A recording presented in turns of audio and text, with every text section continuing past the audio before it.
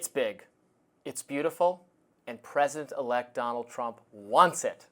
We're going to be changing the name of the Gulf of Mexico to the Gulf of America, which has a beautiful ring that covers a lot of territory. The Gulf of America, what a beautiful name. Mexico's President Claudia Sheinbaum wasn't having any of that. ¿Por qué no le llamamos América Mexicana? Se oye bonito, ¿no? This comes amid Trump's talk of all sorts of geopolitical rearrangements. He has not only talked about assuming control of Greenland and the Panama Canal. We need them for economic security. We need Greenland for national security purposes. He has also considered using, quote, economic force to make Canada a 51st state. In fact, this was the New York Post's satirical cover Wednesday. The Donroe Doctrine. Greenland is now our land, Canada is a 51st state. Of course, as you can see, the Gulf of America, and last but certainly not least, the Panama Canal. The House Foreign Affairs Committee majority reposted the cover but added their own little title, the Trump Doctrine. Congresswoman Marjorie Taylor Greene is jumping on the Gulf of America train. I directed my ledge staff to immediately draft legislation, and we are entering it right now to officially change the Gulf of Mexico to the Gulf of America. And Congress has to do this because we have to fund the name change in MAPS. We have to fund the name change through all types of, like the military, FAA, et cetera. And it's absolutely the right thing to do. Wonderful. Just all wonderful. You're delighted with this new era of American imperialism, Robby. This is some freedom fries stuff going on here. Wait till Trump learns there's actually a state with the word Mexico in its name. Yes. I'm talking, of course, of New Mexico. Yes. I don't know how long we're going to tolerate that. I mean, I get all the amusing elements of this. I do also think the pushback from not only President Sheinbaum in Mexico, but other figures in Canada and in Mexico are kind of amusing as well. We have Doug Ford, the Premier of Ontario. He is offering to buy Alaska and Minnesota. Oh. And if we fancy that. Well, those are cold places. They could be part of Canada. Perhaps so. The Green Party leader in Canada is suggesting, or gave a press conference where she talked about how she and they in Canada had a great deal for Americans because of things like their free health care and stricter gun control laws, which of course I would find very appealing, Robby, but you less so. Don't know about that. I will, obviously, I don't care if we rename the Gulf, and about this is how much government time I want spent on changing the names of things on maps. This is a 0, by the way. We want to be not having them waste their time. You're not in favor of the Gulf of America, Robby? Well, it is, but we should be clear. Like, Mexico is part of America. They didn't say Gulf of the United States. It's all America. So maybe he's just practicing some of that inclusivity that progressives are so excited about. Well, perhaps then in that spirit, we should be open to President Sheinbaum's suggestion that it should be the whole continent should be called Mexican America or America Mexicana.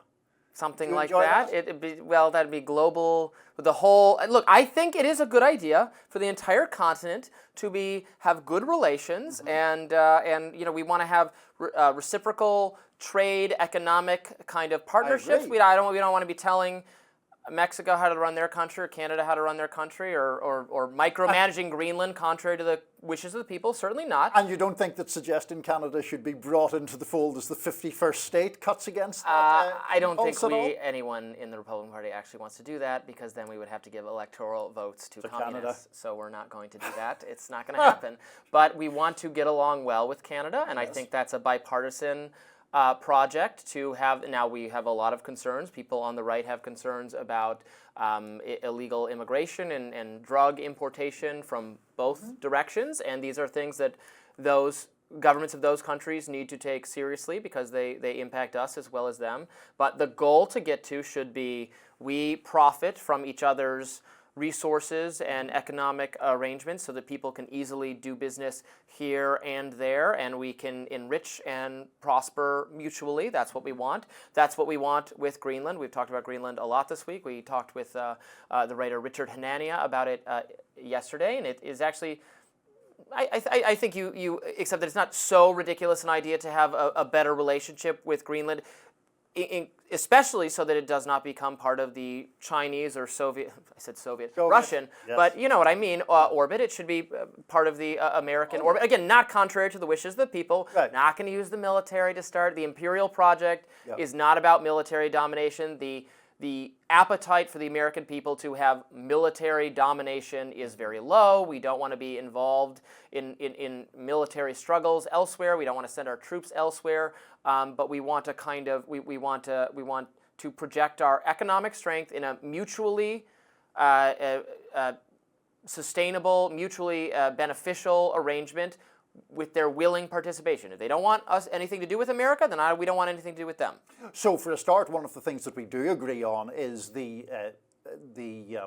our opposition to extending American military might elsewhere, and that is a bad and often counterproductive thing for all kinds of reasons. In relation to the economic ties, yes, of course, people think there should be closer economic ties. I noticed that even Mr. Ford, the Ontario Premier that I mentioned, after he made his dig about buying Alaska and Minnesota, also noted more seriously about the importance of cross-border trade. That I'm not sure if he's talking about Canada or Ontario here, but he said that we send 4.3 million barrels of oil a day to the United States. Now, they get paid for it. I mean, both sides have an interest in that continuing. Yes. But that is obviously just one example of the importance of keeping those trade links going. I think two things that I would say. One is, in all this debate, some of it kind of jocular and other parts of it more serious, the wishes of the people of Greenland or Canada or Mexico haven't figured as large as I would like them to do. And then the second thing is whether this whole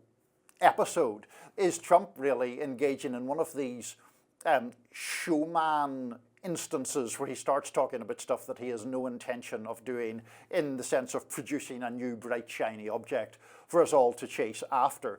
Given that he did make promises for lots of things, you know, reducing the price of groceries, ending the Ukrainian conflict on day one, all these kind of promises that I think will be very difficult to fulfill, certainly within the time frame he suggested he could fulfill them. They will be difficult to fulfill. I hope he does fulfill them. I hope we certainly get a new Europe-Ukraine policy, a new Middle East policy when he comes into office in just a matter of days. Bringing the prices down, better economic relationships with our neighbors would help bring prices of many things down, like you just talked about the oil. Yeah, let's make sure that is flowing in and that we are on good footing with their government to do that, so we can bring down the cost of producing goods and services, of growing food.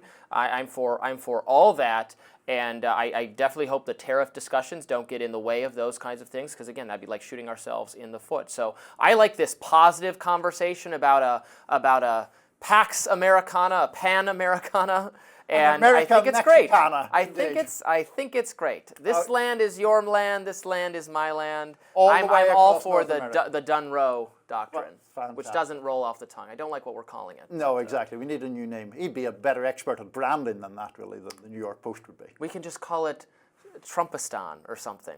How about we name the whole continent after Donald Trump? Wouldn't you love that, Niall? I would. Be so happy. The global standing of Trumpistan would be much lower than even the United States under Donald Trump's leadership. More rising right after this. Maybe even some serious subjects. Who knows?